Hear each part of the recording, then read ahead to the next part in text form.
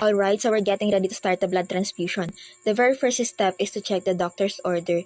This ensures we have the correct instructions for this specific patient.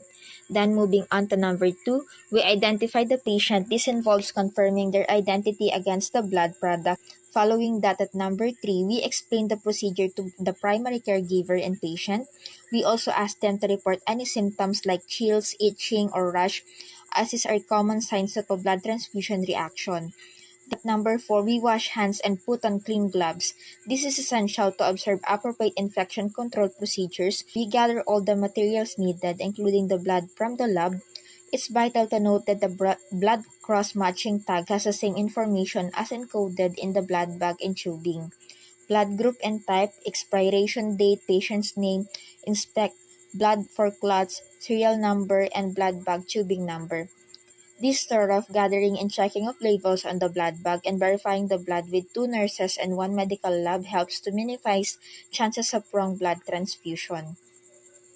We need to provide privacy. This is to respect the client's dignity. We prime and start 0.9% normal saline to serve as the main line for blood administration.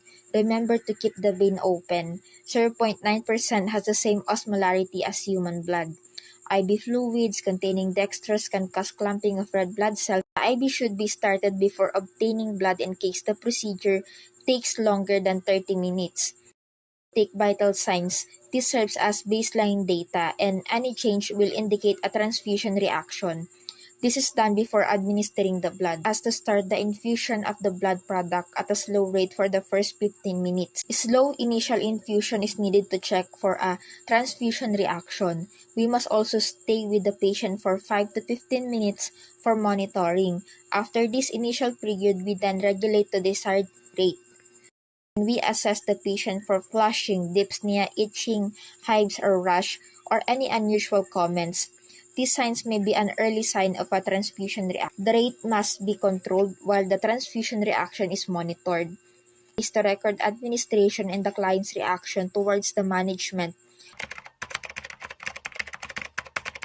Catheterization competency checklist. Gather all necessary equipment, catheter, lubricant, gloves, sterile solution, drainage bag. Position the patient appropriately. Lubricate the catheter tip adequately before insertion. Use the correct technique for inserting the catheter. Secure the catheter to prevent tension or movement. Connect the catheter to a closed drainage system. Ensure the drainage bag is positioned below the level of the bladder. Document the procedure including the type of catheter used, size, patient, tolerance, and any complications.